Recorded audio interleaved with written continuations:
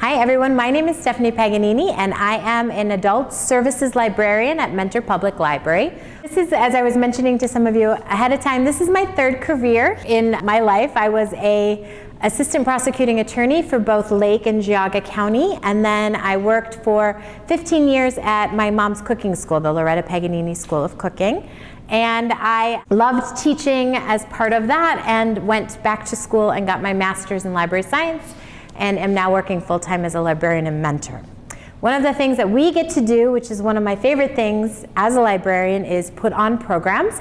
And this program I wanted to do because I had just returned from a trip to Alaska and had taken, as maybe some of you do, thousands of photos, and I was like, what am I going to do with them? And so I thought it would be fun to do a little mini travel journal of my time there, of my experience in stopping in 3 ports.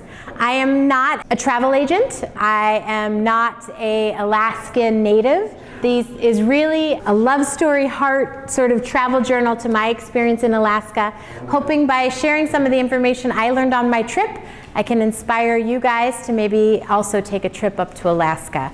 What I loved about my experience was we went because it was my mom's 70th birthday, and so she asked for the whole family to take a trip together. And my sister, I have one older sister and one younger sister, and the 3 of us couldn't be more different.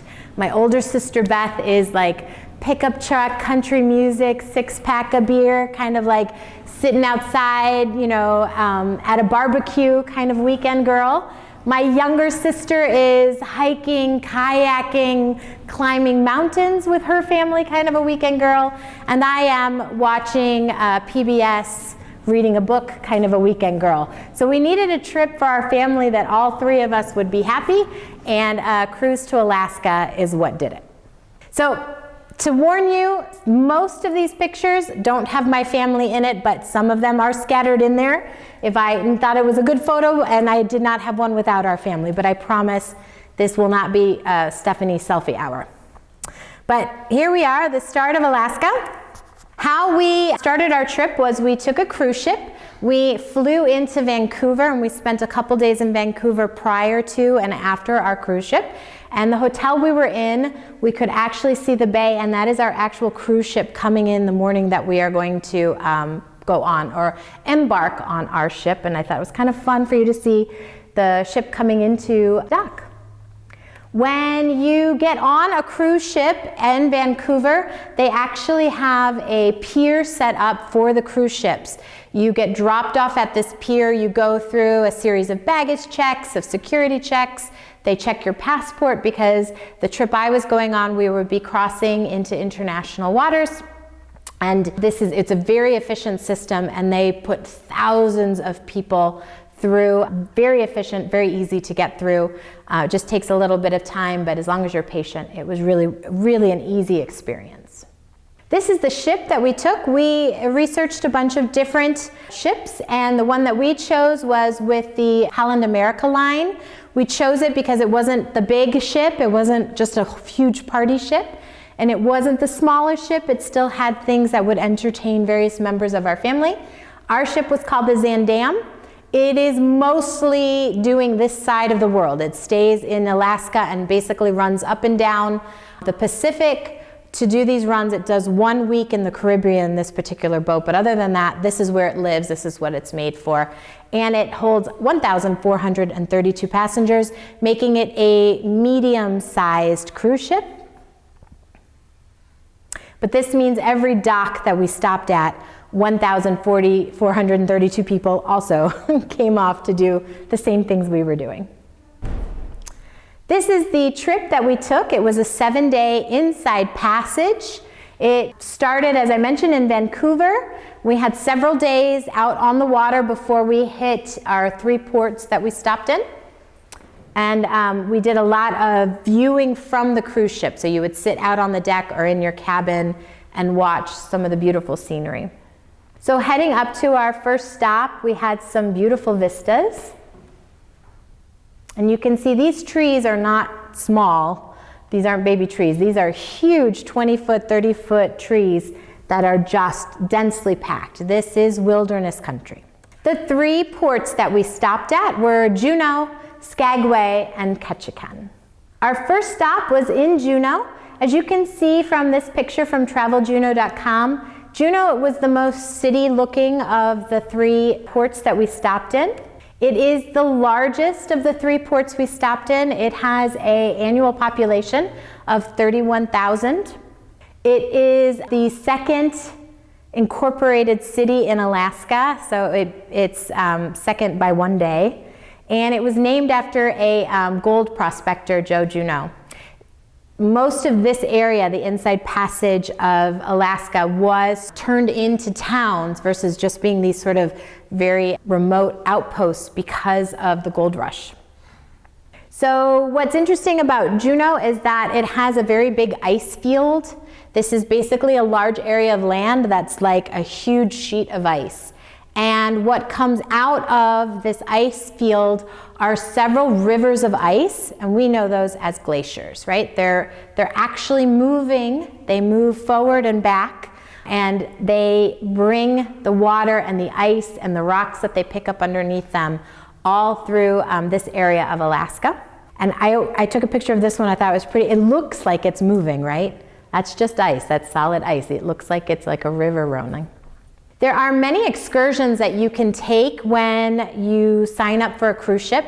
One of the things that I did with my family is we looked at the cities, the places that we were stopping, and we looked at what they were known for, and then we kind of matched what experiences or excursions we wanted to do and go on based on what that area was known for or what our personal interests were. I'll mention the ones that my particular family, myself, my husband, and my at the time 7-year-old son did, but I might mention a couple times where some of my other family members went and why. You can embark a ship, you can get off the ship, so debark a ship and do your own experiences. You don't have to go through the cruise company. But for each of these, we were only staying there for 1 day. We were not spending the night, and I was worried about timing issues. If we were doing it with the cruise line had a bus that picked us up and drove us to our different experiences and brought us back. So I put the pressure of getting on and off the boat on time on the cruise ship and not on myself personally in a place I had never been before. But you can make those experiences and those decisions for yourself.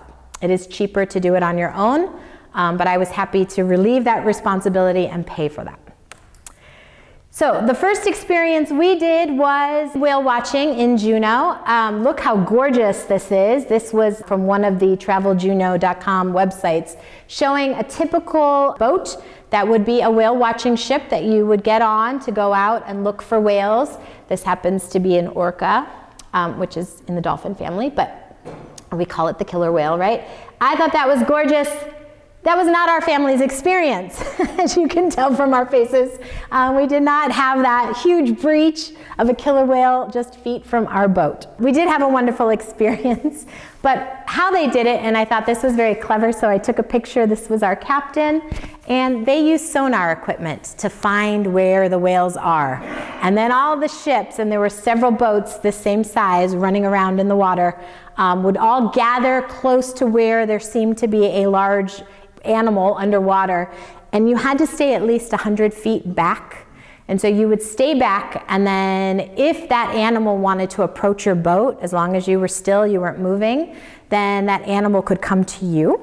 And in our experience in Juneau, they did not choose to come near us, and we kept like staying behind them by 100 feet, but it was a very stalker experience. The closest we got was an experience like this, where we had orcas that kind of came by us. They checked us out a little bit, and then we did have a humpback whale that was feeding over in the corner. And this particular humpback whale, her name was Sasha, and she was a favorite of many of the tour guides in this area of Juneau because of her very tragic story. So Sasha had been a mother. She had gone down to Hawaii, had given birth, had a little son named Tango. And the problem with Tango was that he felt no fear when it came to the boats. He would come right up to any boat, whether it was a fishing boat or a tour boat, and everyone loved him because Sasha and Tango brought in the big tips, right? They would come by the boat, Tango would come right up to the boat, he'd stick his head out, and with his eye, he'd look at everyone. He would splash around, he'd stick his head out to get the reaction of all the crowds. He really loved it. He did get hit by a boat once, which made him a little more cautious, but not cautious enough. And unfortunately, one morning they found Tango deceased on shore.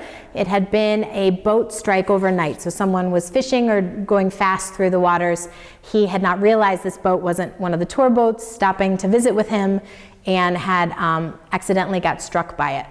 Sasha went into mourning, and that's where she became kind of beloved by everyone.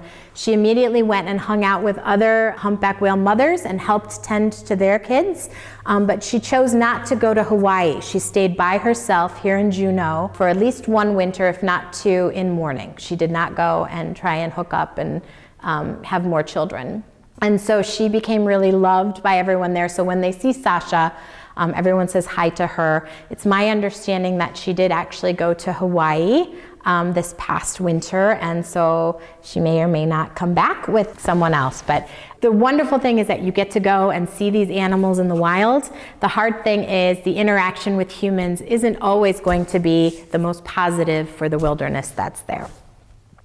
Also, in Juneau, we went to go see one of the big glaciers, which is the Mendenhall Glacier.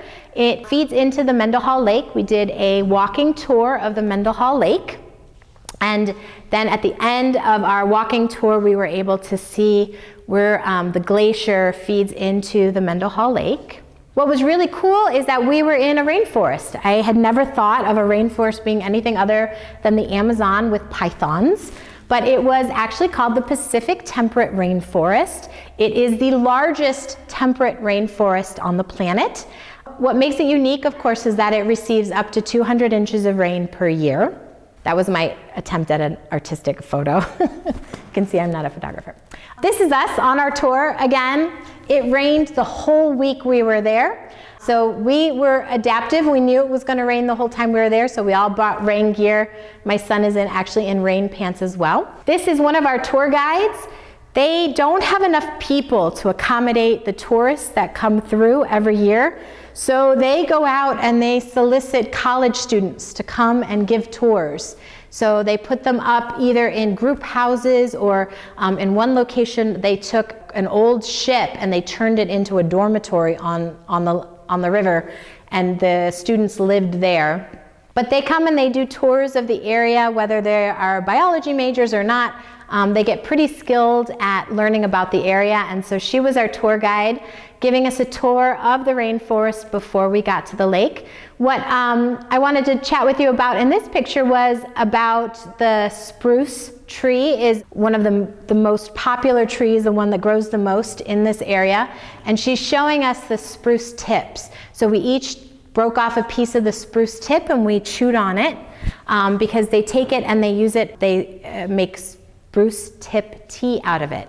It's very high in vitamin C.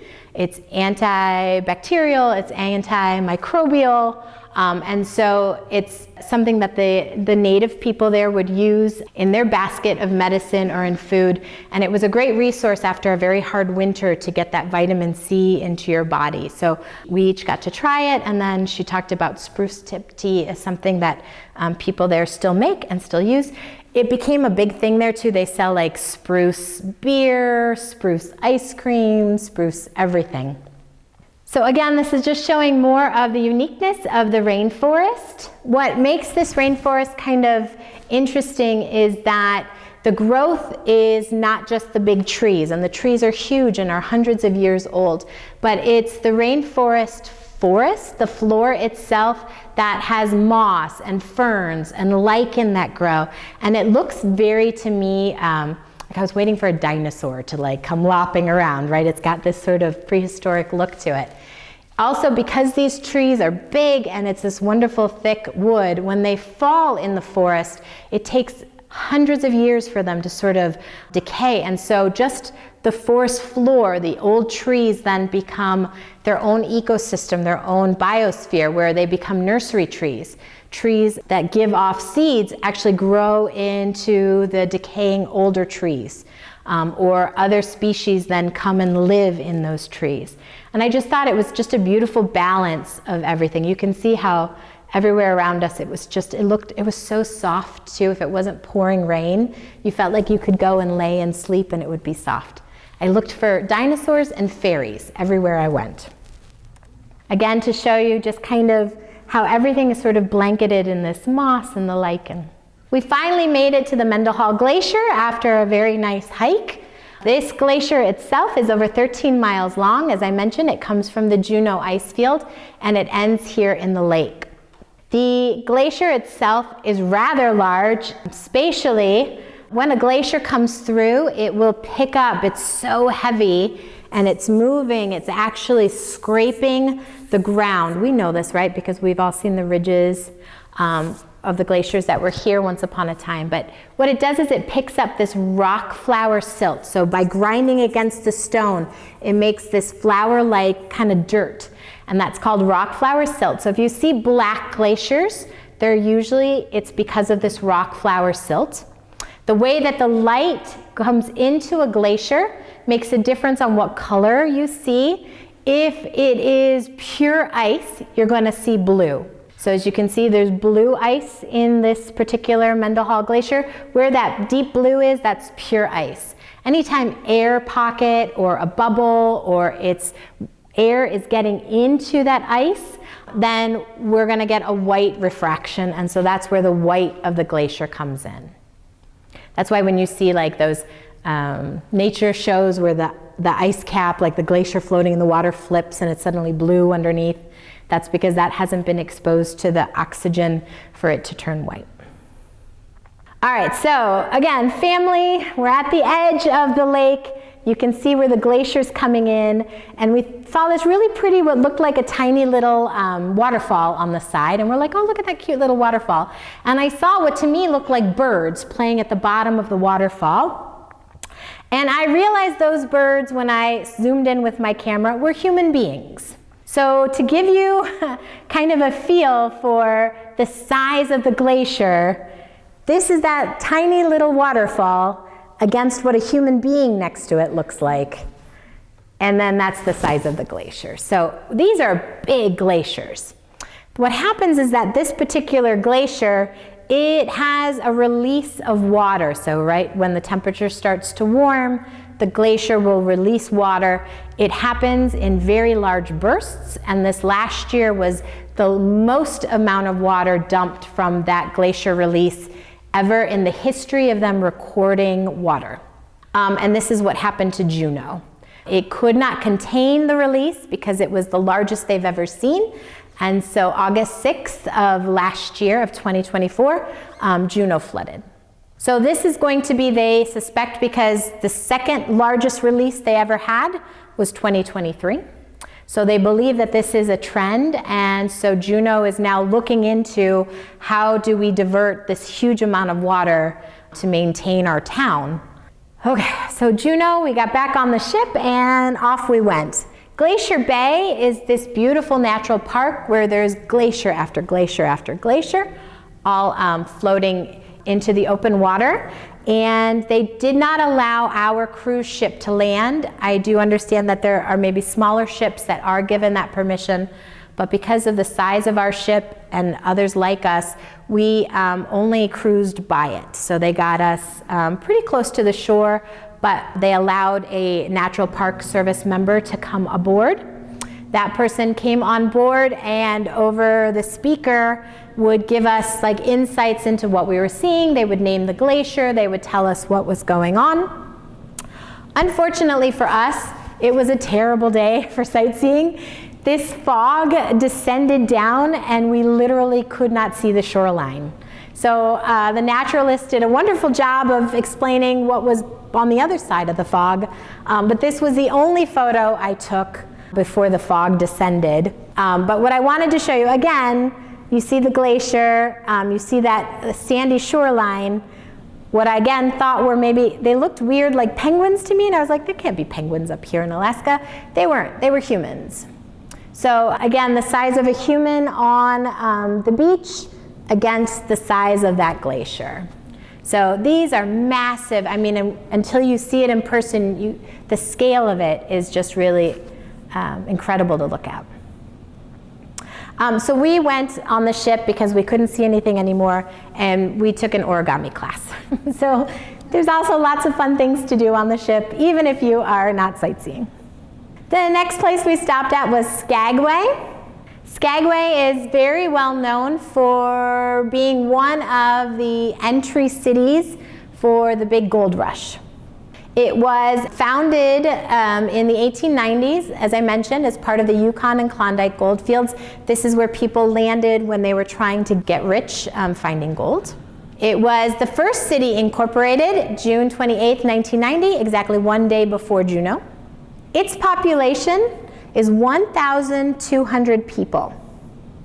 So year-round, about 1,000 people live there, and they get 1 million people every year. So when you hear Alaska is struggling with the infrastructure versus the travelers or tourists, this is the kind of huge disparity there is between the people that live there year-round and the people like me who come for a day or two to experience Alaska. It is named from the Tlingit word, meaning the place where the north wind blows. And the Tlingit is one of the native groups of people that were the original people of this area. This is what it looks like when you come in. That's our ship. I took a picture of it once we got off the dock. But we would be one of 5 or 6 ships that would be letting out into the city on any particular day. Our ship being one of the smaller, so like Royal Caribbean, Disney, all of these ships that have 2,000 or 3,000 people on board would also be coming off. And all of us would be thrown on buses or onto trains or walking into the town at the same time to go to our various tourist attractions. What is it known for? This Klondike Gold Rush, which if you look, it was not very long at all. We're talking about 3 years in the history of the world that created all of these towns. What happened was a family was out in the gold fields and they struck it rich. They found a very large amount of gold. They came back, they got on a ship, and word got out. Around this time was sort of when media started, news media could telegraph each other. So this story was like the first viral story. It went out, everyone got excited about it, it became a trend. People sent family members with all their money, with whatever they had, up here to strike it rich. 30,000 people made it to the Klondike. So 100,000 people descended into this part of Alaska. Of those, only 30,000 made it to the Klondike gold fields, and we'll talk briefly about why so many couldn't make it. And of those, only about 4,000 of them found gold. So this was not a good investment plan for your retirement. But people didn't know that. They really thought, oh gosh, this is going to make it. We're going to make it rich. Towns would send 1 or 2 people, and the people in the town would pool their money and resources to send 2 people up there to make it rich, and then bring those riches back. Unfortunately, the people that made it rich during the gold rush were not the people coming to search for the gold. It was the people servicing the people coming to the gold, whether it was someone selling you goods you might need or someone selling you a faster trail to the gold fields. Many of these people ended up going up to the gold fields only to realize that the gold fields had all been bought out by these companies, and they ended up having to work for the company looking for gold and never really saw it. Why did it end so quickly? Because someone else said, oh hey, I found some up in Nome. And so then everybody raced up to Nome and kind of abandoned this area. You can see in order to get up there, they had to climb these mountains and go across these paths. If you were rich, you could hire a boat to take you and your supplies to the gold fields, but many people didn't. So they would hire horses, and they would have to travel a path that ended up being called Dead Horse Gulch, because so many of the donkeys and horses died along the way. One of the things that was interesting, we went to a place run by a company called Alaska 360, and they created a town called, it's a fake town, but they called it Dredge Town. And they kind of gave us a tour of what it was like to be a stampeder, or a prospector coming in to find gold. Canada did not want all of these people descending into their lands who were going to starve or die or get stuck. So they said, hold up, hold up, hold up. You cannot come to these gold fields unless you have this very specific list of items. And it was literally, when they weighed it, it weighed 1 ton. So it was called a ton of goods. When you got to the border, the Canadian Mounties would come and make sure you had all the items, and then you would have to pay import taxes on these goods. So along with finally getting 1 ton of goods on your horse all the way to the Klondike fields, you then had to pay a tax on these goods in order to cross over and hopefully find gold, which we now know they did not do. This is what it looked like as they would gather their ton of goods. You had to go by hope that as you carried, 20 or 30 or 40 or 70 pounds of goods up and over the mountains, that in one area you had half your goods or some of your goods, in the other area you were depositing the rest of your goods, and you were making multiple 20 and 30 mile treks back and forth to get these 1 ton of goods across. And this was all done with, like, you hope someone didn't steal your stuff while you were away. It was very sort of vigilante. If someone was caught stealing, they were shot. So you tried not to take from somebody else, or at least not get caught. This is what Skagway looked at during that time. It became a big city kind of overnight because they had to build up outfitters and hardware stores and drugstores to give and sell the supplies that these stampeders would need. This is what it looked like when we got there. This is the train. So they built a train that would take you up the pass so that over time people would not have to trek by foot or on horse or by boat. And this is what the town looks like these days. I took this picture. You can see, I'm sorry, it was raining. But you can see the front, it has this huge fan, and that's for plowing the snow off the rail. It goes through and the snow kind of gets blown back off of it as the train is going through. Because it is a pretty precarious trail that they take. So this is the view from Dredge Town. So named because they have refurnished a dredge machine. So the big companies would take these machines and they would physically pan for gold using this kind of machinery. So it wasn't what we think of, which was like that individual prospector with his little pan of gold. This was the kind of machinery they were using. We did not tour the dredge machine because we chose a different tour, but we did pan for gold. They were showing us kind of how you would do it in a smaller version, not using the big dredge machines. Basically, you would have some rocks, things that you've either broken up yourself or you're pulling out of the river, and you swirl your pan. And as you do that, you let a little water in, and the water is lifting up the lighter rocks and the dirt and kind of pushing them over your pan, with the idea that the gold flecks that come to the bottom of your pan are heavier. And so as you're kind of panning and swirling, the lighter stuff is falling out and you'll start to see the sparkle of the gold at the bottom of the pan. This company is so brilliant in tourism because every pan had gold flakes in it. Very tiny amount, but we all struck gold. And then inside their little shop, you could take those like 3 or 4 gold flecks and you could put them into something. So my husband and I put our gold flecks together and we made a Christmas ornament, which cost more than the tour. And my son put it in a necklace that he wears very proudly as an 8-year-old of the gold that he found in the Alaska hills. Also more expensive than the tour. So brilliant marketing. Beware that those marketing things exist if you're going with 8-year-olds who are in love with this idea. This is the train. My parents actually took this train. Yes, that is the train going over a waterfall with just the tiny little trek by it. My dad said, he's been all over the world. This is where he feared for his life because this train is on the edge of mountains where he worried as everyone went to one side of the train to take pictures of the view, he worried the train might just go right over the side of the mountain. And in fact, to his fears, a couple weeks after we left, there was a huge landslide and they had to close the train down because it could not get past the landslide. So yes, this is taking the original line that they had built once they put the train in. I'm glad we took a bus to the top. This is what it looked like before the train. This is how people would get up and over the mountains. They would literally put their goods on their back and they would walk up and over the sides. As I mentioned, we took a heated bus up there. You can see in my picture, the fog has descended again. And this was I could not give you a beautiful vista from the top of the mountain. You get my face with the, hey, I'm in Canada sign.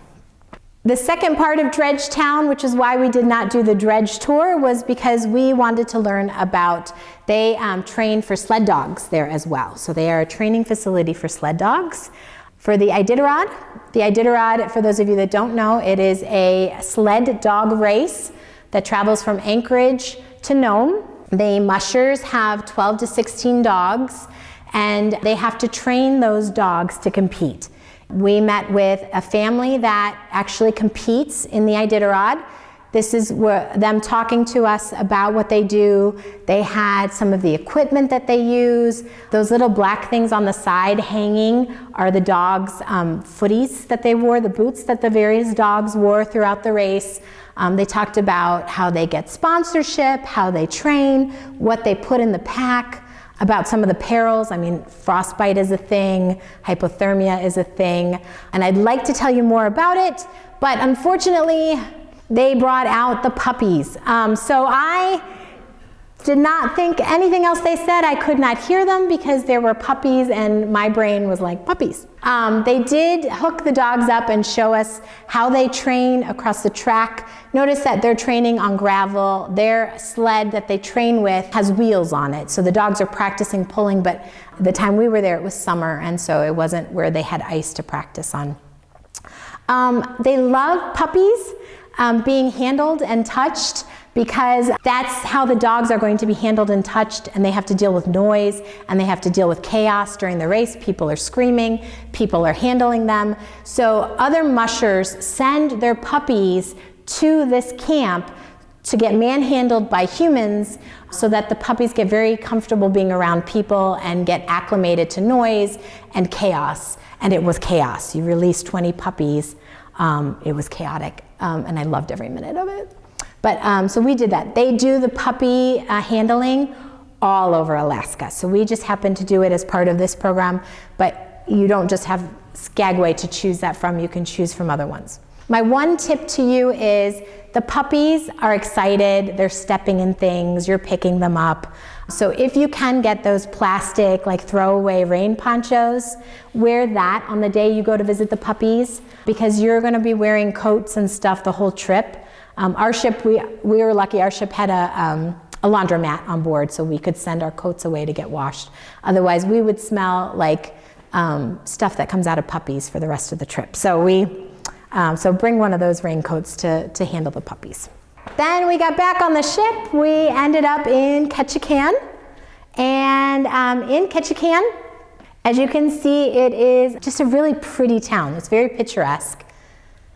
Ketchican is known as the salmon capital of the world.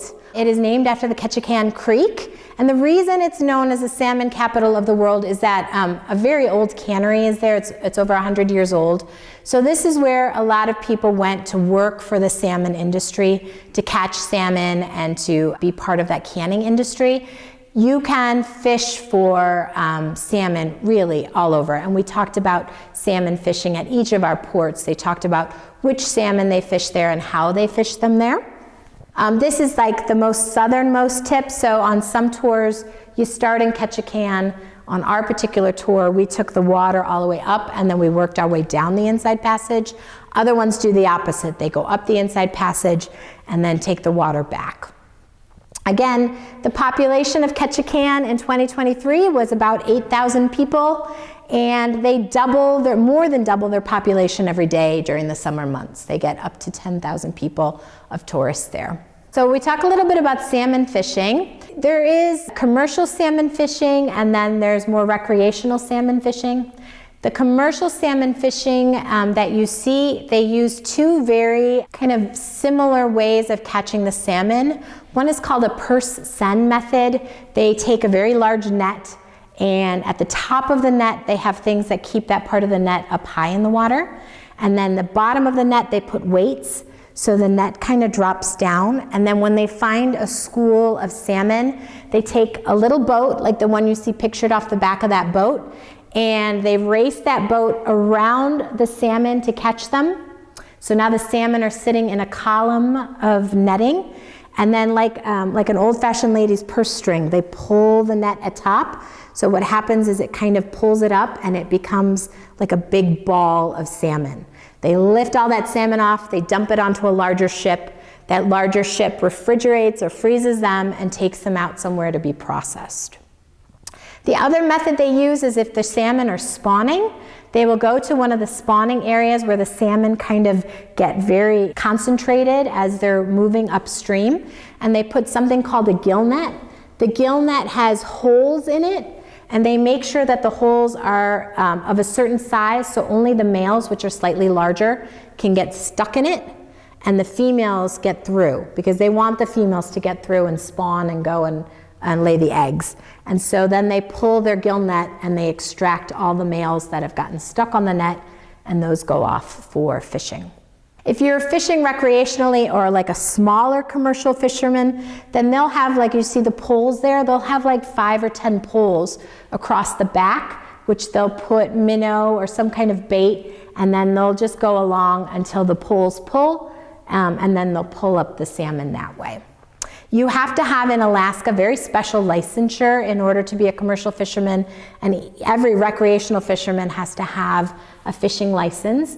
And some fish, like the king salmon, you have to get an actual extra special type of licensure in order to fish that particular type of salmon. And you say, oh, Stephanie, I didn't realize there were multiple types of salmon. Why, yes, there are, and I'm going to teach you how to remember them. So everybody put your hand up. This is my favorite thing I learned on this whole trip. All right, this is your thumb, right? We're doing a little anatomy lesson. Our thumb, what sounds like thumb, but chum, right? So chum, it's also known as dog or kata, but it's the chum salmon. Your pointer finger, if you were gonna poke someone in the eye, you would use your poker finger, right? So poking someone in the eye with your pointer finger, that's your sockeye finger. Okay, your pointer finger, your poking finger, your sockeye. The largest finger, I won't put it up because you are polite people, but the largest finger you have, the longest finger you have, could be considered the king of fingers, and that is your king fish or your king salmon. Your coho, which is my favorite type of salmon for eating, but the coho salmon, when you wear your wedding ring, you wear it on your ring finger. Sometimes it's gold, sometimes it's silver, so you remember that as being the silver salmon. And your pinky is pink, right? The pinky pink salmon, and that's how you remember them. The two salmon that are the most coveted as far as by chefs is the sockeye and the silver. Fishermen love a good king because they like to brag about the size. And the chum and the pink are what you're gonna find in your bumblebee salmon tuna cans. So if you held up your hand, could you go through them? Yeah? Okay. Worth the price of admission. Are any of you on TikTok? Then you're missing out on the thirst trap that is the Great Alaskan Lumberjack Show. This is a demonstration that they do. It is packed. It is packed. We went, I took way too many photos. These are the only ones I'm showing you. But these gentlemen show you what it was like being a lumberjack during that time. Really, they're on a stage and they're showing you different feats of hacking things with a hammer in less than full clothing. They compete. There's a Canada team, an America team, and they compete in skills. It's actually really cool to watch. They climb up poles, They show you how quickly they can hack things. It's really an art or a skill that they have. They do so in a very fun way. Over here, they're showing how the lumbering would take the cedar and they would send it down the river. And so then these two gentlemen were battling on a piece of wood on the water to see who they could dunk first. So it's really a lot of fun. I mean, my 8-year-old loved it. We were on the America side for the cheering, and so we got to cheer them on. Canada won our day, but we didn't care. We had such a good time. They take pictures with you afterward. They know what they've got. It's a tourist trap, and we were there for it. We loved it. It was a lot of fun. But Ketchican has tons of areas that also go into the culture of the area, go into some of the native people that live there and their arts. In Ketchican is where I bought these earrings, which are of a Klingit jewelry maker, of a Klingit design, which was really fun. So you can do shopping there as well. Just be careful, some of the places are not of the native people there. They're just using their designs and selling them. So try and see if you can get it from people who this is their culture and that you're buying from them as they practice their heritage. One of the places we went while in Ketchican, we took a bus to the Totem Bight State Historical Park. This place had tons of traditional totem poles in the Klingit style. These were not original totem poles. These were totem poles that were replicas of original ones, and they used Klingit artists, so people that are practicing this skill to keep this heritage alive. They used them, and one of the things that you could do is they had a replica of a clan house. So the native people that lived here, they believed themselves to be a people of this area immemorial, meaning that their belief is that their people were there from the dawn of time. They have always been living in this area. And originally, historians poo-pooed that and said, no, you've been here for a couple thousands of years. You haven't been here forever. Recently, they found bones, human bones, that were 10,000 years old. They tested the DNA of the bones, and they tested DNA of local people from the area, and they found matches. So yes, the Klingit people have been here since at least 9,000 BC. So these are the people that first came over, first discovered this area, and they have a beautiful, very rich culture. It's very big on having a strong harmony with nature and not being obsessed with material possessions. They shared a lot with each other. This clan home would house 4 or 5 families. 4 or 5 families would live in this clan house. That big square in the center was where they had a communal fire. There was an opening right at the roof where the smoke would go out. Up on that second platform is where each family would have their own area. What small possessions that family owned, they would keep in sort of like a little storage unit underneath the wooden slats. And then they would all sleep sort of right there in the clan home and then put their sleeping stuff away during the day. Again, it's a replica, but it was considered to be very rich because of how much design and all the totem pole designs that were on it. Each of these figures have very specific meanings of this particular tribe. They generate from 2 bigger families. You were either a raven or an eagle, and the heritage, which I loved, came down the mother's line.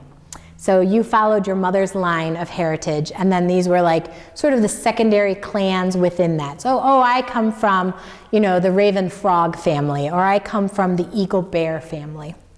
And again, those lines ran with the mother.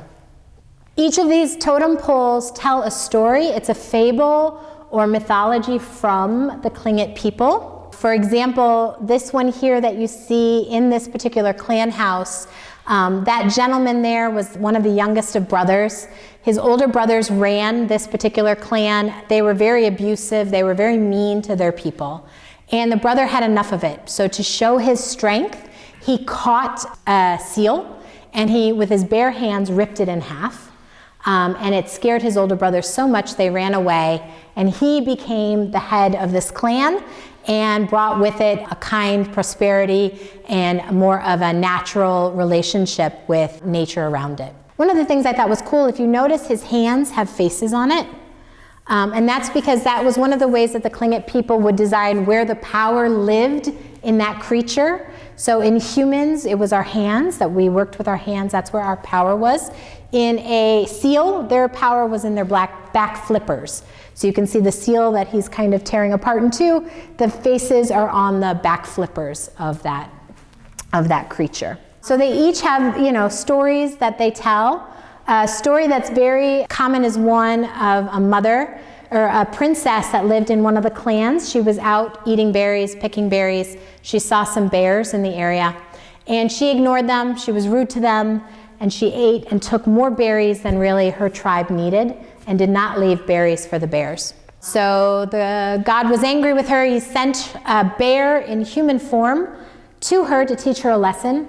She fell madly in love with the bear. She married the bear. They went off, started their own family. She had children. Her brothers are trying to find her because she's disappeared into the woods. They find her living in a cave with a bear and bear cubs. And when they come, they say, well, you've got to come back with us. She's like, I'm not leaving my family. I love my husband. I love my children. And they said, but you're human. You must go. Her bear husband revealed himself to really be a bear and said, I'm a bear. You can't live with me. Go home. And she's like, but what's going to happen to my children? Who's going to feed them? And he said, that's why humans need to take care of all animals, because they could also be your children. And so it's a fable story, but it tells of why it's important for humans and nature to have that strong balance. I thought it was a beautiful tale. And all of these totem poles, we walked around, again, in the rain. That's one of our tour guides there, looking at the totem poles and learning the different stories and fables of the Tlingit people. All right, so we mentioned it kind of throughout, a little bit about the tourism problems. So some of the issues that Alaska is facing is, of course, the overcrowding, the environmental impact that tourism and these huge ships are having on the area. Wildlife disruption, because I wanted to see whales, I wanted to go and touch dogs, I wanted to go and visit these things, me and millions of other people walking through Alaska. The loss of local character. In order to accommodate us, the tourists, they would build up things like tourist sites, a lot of trinket shops, so many pawn shops and jewelry stores. I don't know what about Alaska says, let's go and buy diamonds, but lots of diamond shops all along the various boardwalks. That's not for the locals there. That was definitely for the tourists coming through. And of course, when you have this many people descending down, you need workers to come work. So in the summers, suddenly there was a lack of housing, a lack of affordable housing. You have to feed all of these people coming through. So it does create a lot of problems. So how is Alaska trying to solve that? They are meeting with the cruise companies, and they're saying, look, we both know this is good for both of us in certain ways. And so they are asking, each of these towns are asking for the cruise ships to limit how many per day. Some of them have a 5-ship limit. So instead of having 6 or 7 ships descend on any one day, maybe it's just 5. They might limit the number of people. So my ship had 1,400, but maybe they say, we're only taking 6,000 people today. And you guys work out who's stopping here today and who's stopping here tomorrow with your 2,000, 3,000 people. The people living in Alaska have asked for like a ship-free day, Saturday being the day they ask for the most, because that's when they're off of work and can go grocery shopping and go run their errands without having to sit in traffic with tour buses and tourists crossing the street. They really are trying to encourage us tourists to come not in the summer. Now mind you, in the summer it was 50, it was 60, it was raining. They're asking that we come when it's really cold and it's really bad, but maybe to do some other things. Instead of going up there to go gold panning, maybe we go and we learn skiing, or we do snowshoe, or trying to find a different tourist activity to lessen everyone descending on the most accessible time in Alaska. And maybe going to other towns. So these particular towns are the ones that are visited by all the cruise lines. Maybe we can find other towns and other areas that we can spread some of that tourist wealth and destruction around. And also they ask for funding to improve some of the infrastructure so that when the tourists come, they have adequate housing, they have adequate streets, adequate places to put the tourists and to cycle them through to visit. Many of my photos and a lot of the information that I shared with you today came from the Natural Park Service. The park rangers that live up there do an amazing job of helping to maintain the heritage and to teach really the educational value of places like Alaska. So to me, it's important that we support them and support the work that they're doing to keep this place sort of wild and beautiful for us to visit for years to come. These are the resources I used to put together my presentation today, and that is us standing off our ship waving to my parents in the rain.